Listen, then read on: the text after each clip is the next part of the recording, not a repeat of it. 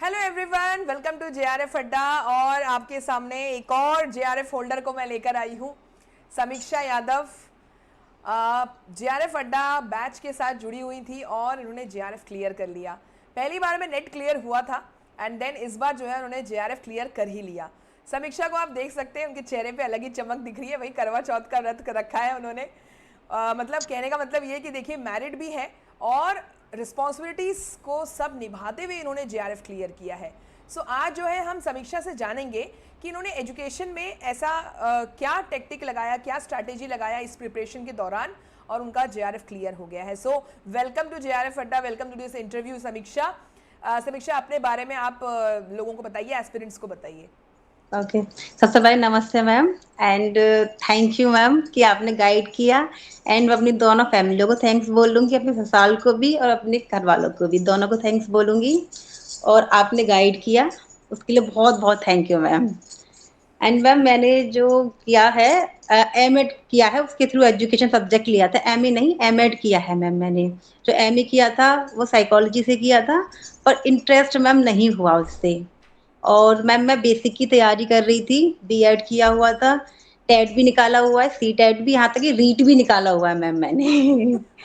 पर मैम पर वो जो कहते हैं ना कि नहीं था उसमें, मतलब भगवान भी नहीं चाहते थे मैं बेसिक में जाऊं।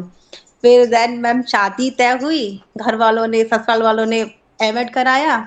मैम एमएड के एग्जाम दिए, मैम उसी के ही पीरियड में मैंने नेट निकाल दिया। नेट हुआ। एजुकेशन सब्जेक्ट में मैम मेरा बहुत इंटरेस्ट हुआ, मतलब अच्छा लगा मैम मेरे को। ये कमीशन वगैरह जो आते हैं, ऑथर जो आते हैं, मतलब अच्छा इंटरेस्ट बढ़ा मैम उसको लेके। पर मैम सबसे बड़ी जो मतलब बैरियर था मेरे आगे, मैं हिंदी मीडियम से थी मैम। जितना भी मटेरियल इंग्लिश में जो भी था, अगर पढ़ा भी रहे हैं पर मटेरियल दे रहे हैं इंग्लिश में दे रहे हैं। पर एक दिन मतलब अपने हस्बैंड को थैंक्स बोलूंगी, उन्होंने मुझे आपको बताया कि तू इनसे पढ़, ये अच्छा पढ़ा रही है मैम, दोनों में पढ़ा रही है। फिर मैंने आपका यूट्यूब पे क्लासेस देखी, फिर मैंने आपका पेड कोर्स लिया। पर वहाँ लाइव नहीं रहती थी, रिकॉर्डेड देखती थी, शादी का थोड़ा वो था, रिकॉर्डेड देखती थी। पर आपको जो पढ़ाने का तरीका, सबसे अच्छी बात आपके जो नोट्स होते हैं ना, ऐसा नहीं है कि इंग्लिश में ही मिलेगा, ऊपर इंग्लिश नीचे हिंदी। तो मुझे दोनों में चाहिए मैम, मैं पूरा हिंदी में भी नहीं कर सकती, पूरा इंग्लिश में भी नहीं कर सकती, मुझे दोनों चीज चाहिए होती हैं। तो वो मैंने किया। और मैम लास्ट टाइम पे सबसे ज्यादा जो मैंने जान डाली थी वो मैंने डाली थी अपने सेकंड वाले पेपर पे। तो मैम उसमें जो मेरा स्कोर हुआ वो 80 मार्क्स हुए थे मेरे एजुकेशन में मैम। 80 मार्क्स, क्योंकि मैंने, मतलब 80 क्वेश्चन सही हुए? हाँ मैम 80 क्वेश्चन सही होते अरे मेरे सही, तुमने एजुकेशन। तभी तो तुम्हारा जेआरएफ इतने आसानी से हो गया हाँ ना। 80 मैम फर्स्ट क्वेश्चंस पेपर। का टारगेट, मतलब सही है। और मैंने मैम से एक बात सीखी थी, मैम ने बोला था कि जब मैम जेआरएफ के लिए मैम एग्जाम दे के आई थी, तो मैम ने बोला था कि एग्जाम ये उनके लिए ही बना है। तो सेम क्वेश्चन मैंने वहां पे जाके मैंने ही बोला कंप्यूटर के सामने कि ये एग्जाम मेरे लिए ही बना है और मैं जेआरएफ करके ही जाऊंगी। यही मैंने वहां पे जाके बोला था। बिल्कुल, इसको बोलते तो हैं ना यही रहा पॉजिटिव। फर्स्ट पेपर था। मैं फर्स्ट पेपर पे दिया था मैंने, लेकिन सबसे ज्यादा जो मैंने जान लगाई थी, मुझे पता था कि मैं फर्स्ट पेपर में मैं कितना भी कर रही थी पर 25 to 30 स्कोर हो रहा था। इससे ज्यादा मैम मैं नहीं कर पा रही थी। पर जो मैंने जान लगाई वो सेकंड पेपर में लगाई मैम मैंने, मतलब उस समय मैंने कर दिया, मैंने कुछ होगा बस नहीं करना है मेरे को। तो मैं एजुकेशन में ऐसे ही मैंने किया और मैम की गाइड मिली और सब अच्छा हुआ। अच्छा, तो समीक्षा, इसका मतलब देखो, तुमसे एक बात मुझे पता चली अभी कि पेपर वन में मैम, मैं कितना भी कोशिश कर रही हूँ, 30 क्वेश्चन तक मैं सही कर पा रही थी, है ना। Out of hmm. 50 क्वेश्चन तुम 30 क्वेश्चन यस सही मैम। कर रही थी। तो तुमको ये समझ में आ गया कि अभी पेपर वन में मैं इससे आगे नहीं कर सकती, तो now I have to target paper two ना, है ना। Paper yes. टू में एकदम इतना ज़्यादा कर लो कि जेआरएफ हम्म। के नज़दीक पहुंच जाओ, आपके जो कट ऑफ होता है वहां तक पहुंच जाओ आप। हाँ हाँ ये बिल्कुल मैम। बहुत बढ़िया स्ट्रैटेजी तुमने बताई। अच्छा, ये बताओ समीक्षा, तुमने बताया कि यस, तुम्हारी शादी हुई, तुमने उसमें उसके बाद एमएड किया, और एमएड करने के बाद जो है तुम्हारे हस्बैंड ने बताया कि देखिए ये वाला जो है जेआरएफ अड्डा में मैम लेती है एंड शी इज़ गुड, तो तुमने ज्वाइन किया। अब ये बताओ कि रिस्पॉन्सिबिलिटीज़ तुम्हारे पास बहुत होंगी क्योंकि शादी हुई है, ऐसा तो है नहीं। तो रिस्पॉन्सिबिलिटीज़ निभाते हुए, क्योंकि हमारे तुमको भी पता है, हमारे बैच में भी मैक्सिमम जो है वो सब मैरिड ही हैं। मैक्सिमम, मतलब मैं आपको बोलूँ तो 80 टू 85% जो बच्चे हैं वो मैरिड हैं, और कुछ के तो बच्चे भी हैं, मतलब उनके हाँ मैम। बच्चे भी हैं। तो तुम अब ये बताओ मुझे कि तुम इतने रिस्पॉन्सिबिलिटीज होते हुए तुमने किस तरह से टाइम को मैनेज किया प्रिपरेशन के टाइम पे। पेपर 1 कब किया, कितना टाइम दिया, पेपर 2 कैसे किया, ये सब बताओ अभी। मैम मैंने क्या किया था जब मेरे एग्जाम होते थे तो सबसे पहले तो मैम मैं थैंक्स बोला चाहूंगी अपने ससुराल वालों को, सबसे ज्यादा थैंक यू अपने हस्बैंड को, सबको, क्योंकि उन्होंने बहुत सपोर्ट दिखाया मैम। अगर देखो मैम मैं कितना भी कर लेती, वो लोग सपोर्ट नहीं करते तो मैं नहीं कर पाती, नहीं हो पाता, बिल्कुल भी नहीं हो पाता। मैम ऐसा था कि एग्जाम के 1 महीने पहले या 2 महीने पहले एग्जाम था, री एग्जाम होने वाला था, एक रूम दे दिया गया मैम मुझे ये वाला। मैम कुछ भी नहीं करना, सिर्फ ये था, सुबह अगर मैं रात में 4 बजे तक पढ़ रही हूँ मैम, तो सुबह मुझे कोई उठा नहीं सकता कि मैं पढ़ के सोई थी मैम, इतना सपोर्ट रहा सबका। ठीक है, और मैम ये था कि लास्ट टाइम पे मैंने ये किया था, फर्स्ट पेपर को दिया था, क्वेश्चंस लगाए थे, लेकिन इससे पहले जून का एग्जाम हुआ था ना मैम, उसमें मैं बहुत पैनिक हो गई थी मैम। ऑफलाइन एग्जाम हुआ था, बहुत ज्यादा पैनिक हो गई थी मैम। तो फिर ये था कि उसमें मेरा स्कोर जून वाला था, वो जेआरएफ को टच कर रहा था, पर ये था कि हो भी सकता था, नहीं भी हो सकता था।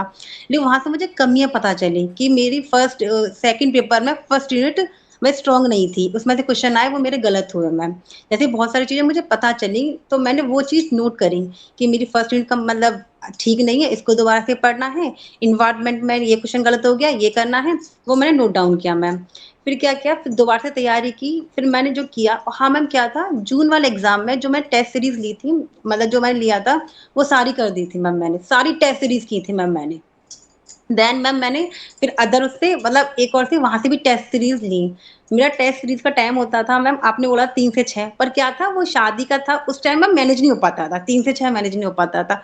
तो मैम मैं रात में लगाती थी उसको, रात में कभी 5 बजे लग रहे हैं, कभी 6 बजे कर रही हूँ, मतलब मैम मैंने अपना जो टाइम दिया वो रात में ज्यादा दिया है। कि दिन में मैम ये होता है कि कुछ भी कर लो तब भी, मतलब ये होता है मम्मी काम कर रही है, थोड़ा सा जाना पड़ेगा किचन में, ये कि करना पड़ेगा मैम, ये नहीं कि कितने भी बच्चे होते हैं, पर थोड़ा सा टाइम देना पड़ता है फैमिली को, है ना, तो वो चीज होती है। वो ऐसे किया, तो मैंने जो अपना टाइम टेबल बनाया, मैंने सबसे पहले फर्स्ट यूनिट में ये देखा, फर्स्ट पेपर में क्या क्या स्ट्रांग है, रिसर्च, टीचिंग एप्टीट्यूड, और क्या नाम है ये वाला, एनवायरमेंट, इन तीनों को मैंने अच्छे से पढ़ लिया, क्वेश्चन लगा लिए, सारे कर लिए। डीआई मैथ मैम बिल्कुल वीक है मेरा, मैंने कहा कुछ नहीं करना, सिर्फ एक पर टिक लगाना है और कुछ भी नहीं करना। और जब मैम मैंने किया है ना, वो मैंने सेकंड पेपर में किया है, मैंने कहा इसमें मेरे को ना बस 80 लेके आने हैं, बस मेरा टारगेट था। और मैम मेरा था कि मुझे 80 लेकर ही आने हैं इस वाले सेकंड वाले पेपर में। टेस्ट सीरीज भी लगाती थी मैम, उसमें भी सही आता था, पर ये था कि यही थी कि मैंने जब अपना टाइम किया वो रात में दिया था, दिन में कुछ भी कर लो, करना पड़ता है। गेस्ट भी आते हैं, उनको भी अटेंड करना पड़ता है, अगर तुम ससुराल में हो, मायके में मना कर सकते हो, पर तुम नहीं कर सकते, उनको भी करना पड़ता है। ये था कि मैं रात में ही सारा मैंने अपना जो किया, जितना मेरा होता था, क्लासेस आपकी रिकॉर्डेड देखी थी मैम मैंने। मतलब मैं समझ गई, यही कहना चाह रहे हो आपकी ना मैम, कोई टाइम टेबल हम लोग फिक्स नहीं कर सकते। हाँ मैम, नहीं कर सकते। हाँ, आपको अगर रात में टाइम मिल रहा है तो रात में आप पढ़ो, 12, 1, 2, 3, 4 जब जब पढ़ सकते हो, और शांति हाँ में पढ़ लो। लेकिन अच्छा, तो तुमने हाँ कंसिस्टेंसी बना के रखी थी कि या ऐसा कि 4 दिन पढ़ा और 4 दिन बिल्कुल भी नहीं पढ़ा, ऐसा चल रहा था, या नहीं फिर नहीं मैम, रोज? मैम मेरा डेली था, मेरा डेली था, मैं करती थी। और टेस्ट सीरीज 10 थी तो मैं एक दिन गैप करके ऐसे ऐसे लगाती थी, जून के एग्जाम में सारी लगा दी थी। फिर मैंने और लिया था टेस्ट सीरीज जो थी, पर ये था कि मैं टेस्ट सीरीज, मेरा टाइम जो था मैम वो रात में ही दिया है मैंने, अपना शादी के बाद जो टाइम मेरा गया है वो सारा रात में ही गया है मैम, अच्छा, रात तुम्हारी में ही बातों गया है। से मुझे एक और चीज पता समझ में आ रहा है कि टेस्ट सीरीज तुमने बहुत लगाए हैं, है ना? बहुत लगाई मैम मैंने, 20+ लगाई हैं, तभी 20+ टेस्ट सीरीज लगाई है मैम मैंने। 20+, भाई एस्पिरेंट्स जितने भी हैं वो ध्यान से सुने। मैं कितने बार आप लोगों को बोलती हूँ कि बेटा टेस्ट सीरीज मतलब ये कहना चाह रही है मॉक टेस्ट की तरह, एक साथ हाँ मैम, हाँ बैठकर जो है आराम से टाइम देखकर इतनी सारी इन्होंने लगाई है, 20 से ऊपर, तब जाके कॉन्फिडेंस आया है। क्यों समीक्षा, तुमने मुझे बोला था कि मैम कॉन्फिडेंस आया था एग्जाम में भी, मुझे लगा कि यस, एक तो पॉजिटिव एफर्मेशन कि ये जेआरएफ मेरा ही है, और यस, दूसरा कि टाइम मैनेजमेंट आपका हो गया होगा, क्योंकि इतना मॉक टेस्ट लगाया तो कि आपको समझ में आ गया हाँ कि हाँ मैम, क्वेश्चन कैसे लगाना है। बिल्कुल मैम। अब इससे पहले क्या होता, जो ऑफलाइन वाला एग्जाम हुआ था, मैम उसमें डिफरेंस बताना चाहूंगी, ऑफलाइन और एग्जाम में क्या एक्सपीरियंस रहा मेरा। ऑफलाइन में क्या था मैम, जब मैं ऑफलाइन में एग्जाम देने गई थी तो थोड़ा पैनिक थी कि जेआरएफ करना है, करना है, करना है।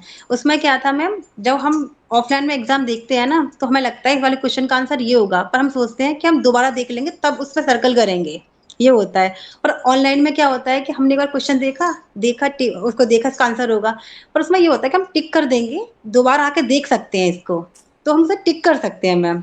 और मैम ये होता है कि जब तुम क्वेश्चन को पढ़ते हो और जो माइंड में पहला जो आता है ना, ma'am most of the question answer वही होता है। तो मैंने ऐसे किया, मैं टिक कर दिया। मैंने कहा मैं छोड़ूंगी नहीं, मैं टिक कर दूंगी। तो मैंने ऐसे टिक कर दिया। तो मैम ये था कि लास्ट में मेरे एग्जाम के बाद 15 मिनट बचे थे मेरे पास, मैंने दोबारा अपना एग्जाम चेक कर लिया था। इतना टाइम मैनेजमेंट कर लिया था मैम अपना मैंने। मतलब 15 मिनट बचे थे, मैंने सारा देखा और कर दिया अरे उसको दोबारा चेक। खतरनाक, तुम्हारे 15 मिनट बच भी गए थे और तुमने दोबारा चेक भी कर लिया। This is, yes ma'am. ये समीक्षा इसी को बोलते हैं। यही फायदा होता है जब आप मॉक टेस्ट इतना लगा लेते हो ना, तो आपका जो है एकदम स्पीड बढ़ जाती है, आपको कॉन्फिडेंस आ जाता है, जल्दी जल्दी क्वेश्चन सॉल्व होते हैं। That is actually very good. देखो भाई, मैं तो कितने बार बोलती हूँ, पर देखो तुम्हारे सामने जीता जागता एग्जाम्पल मैं लेकर आई हूँ कि कैसे मॉक टेस्ट जो है इनको इतना फायदा कर गया। टेस्ट सीरीज लगाओ, जितना लगा सकते हो लगाओ। अच्छा एक बात बताओ मुझे समीक्षा, तुमने सिलेबस पूरा कवर किया था? मैम सेकंड पेपर का पूरा। अच्छा, पेपर सेकंड वन पेपर में का। तुमने छोड़ दिया था, मैथ्स और हाँ। डीआई को छोड़ दिया। मैं तो डीआई को छोड़ दिया था। और इन्वायरमेंट का भी क्लासेस की थी मैंने, पर लास्ट टाइम पे कुछ रह गई थी तो मैंने पीडीएफ निकलवाई थी मैम। तो उनको ऐसे ऐसे मैंने पढ़ा था।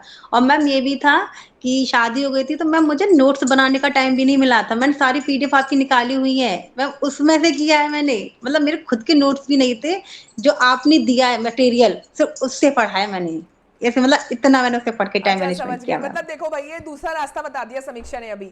अगर नोट्स बनाने का टाइम नहीं है, क्योंकि मैम समझ सकती हूँ पढ़ना भी है, नोट्स भी मैम नहीं इतना टाइम, तो इन्होंने क्या किया, बैच में थी पीडीएफ, तो हमारी कंटेंट की तो तारीफ इन्होंने कर ही दी है, तो पीडीएफ का प्रिंट आउट निकालते थे और वहीं पे वो पढ़ पढ़ के जो है उन्होंने अपना पीडीएफ ही नोट्स की तरह रेडी कर लिया, है ना हाँ समीक्षा? मैम। और हाँ उसी में बिल्कुल फिर मैम। लास्ट टाइम पे रिवाइज भी हो गया। तो दिस इज ऑल्सो, आप ये एक तरीका भी है पढ़ने का, भाई पढ़ना है आपको, चाहे आप नोट्स बनाए चाहे आप पीडीएफ से पढ़े, पर पढ़ाई जरूर करना है। अच्छा समीक्षा ये बताइए मुझे कि पेपर वन में आपने बोला मैथ्स और डीआई आपने छोड़ दिया, तो कोई दिक्कत तो नहीं हुई पेपर वन में? मतलब मैथ्स डीआई छोड़ दिया तो बाकी आपने यूनिट स्ट्रॉन्ग किया होगा। हाँ मैम, ये था कि मेरा जैसे कि मेरा मैथ डीआई वाला तो मैंने वही लगा दिया था, तो उसमें मेरे 2 से 3 क्वेश्चन सही हो गए थे ऐसे ही मैम उसमें। जैसे कि आपने इंडियन लॉजिक पढ़ाया था वो मैंने कर लिया था। मतलब ये था कि मैम 3 से 4 4 मेरी सही थी, अच्छी स्ट्रॉन्ग कर ली थी मैंने। डीआई वाला छोड़ दिया। अब बची 6 यूनिट बचती हैं, 10 होती है तो 6 बचती हैं। उसमें से क्या था मैम, मैथ को तो मैंने बिल्कुल ही साइड कर दिया था क्योंकि वो मैम मेरे नहीं था, मेरे से नहीं हो रहा था। लेकिन सब यूनिट को मैंने छोड़ा नहीं था मैम। डीआई मैथ को छोड़ के थोड़ा थोड़ा थोड़ा सब में से लिया। ये नहीं कि मैंने 4 कर ली तो 6 को इग्नोर कर दिया। 4 अच्छी कर ली। जो इन्वायरमेंट हुआ, मैंने इम्पोर्टेंट टॉपिक निकाले कि इसमें से क्वेश्चन आ रहा है। आपने जो पढ़ाया वो जैसे कि क्या नाम है, वो सस्टेनेबल गोल डेवलपमेंट जो होते हैं उनको पढ़ा। और जैसे इन्वायरमेंट के जैसे कि वो ग्लोबल वार्मिंग हुई, क्लाइमेट चेंज हुआ, कन्वेंशंस हुए। इन सबको हाँ कन्वे ऐसे किया मैं। तो मतलब जो इम्पोर्टेंट था वो पढ़ लिया मैं। लेकिन मैंने छोड़ा कुछ भी नहीं था, 4 को स्ट्रॉन्ग किया, थोड़ा थोड़ा थोड़ा सब में से लिया, ये था। लेकिन अच्छा। सेकंड पेपर में मैंने कुछ भी नहीं छोड़ा, उसका पूरा किया। एजुकेशन की एकदम जबरदस्त तैयारी कर ली हमने। यार ये हाँ बहुत सही था यार, एकदम समीक्षा। मतलब तुमने ये भी बताया कि मल्टीपल रिस्पॉन्सिबिलिटीज हैं तो भी आपका जो है गोल अगर सेट कर लिया तो आप छोड़ नहीं सकते। और बिल्कुल। समीक्षा जैसे बच्चे बोलते हैं कि मैम जेआरएफ वालों से जितने बार भी मैंने इंटरव्यू लिया है उन्होंने हमेशा बोला है कि मैम एमएड में अगर आपका कंसेप्ट स्ट्रांग होता है ना, तो हम्म। यूजीसी नेट का सफ़र आसान हो जाता है। तुम क्या सोचती हो इस बारे में? मैम अगर अब अच्छे से, मेरा एमएड ये था कि मैम शादी के बाद किया था तो मैं क्लासेस करने नहीं जा सकती थी, तो मेरा ये था कि मैं एग्जाम देने जाती थी। और जैसे कि हमारा प्रैक्टिकल हुआ था, मतलब होते थे, मैं वो अटेंड करती थी, मेरा जो एमएड हुआ था। पर ये था मैम, अगर एमएड में अच्छे से पढ़ लिया तो मैम नेट निकल जाएगा, क्योंकि मैम वही आता है एजुकेशन का जितना भी यूनिट जो होती है।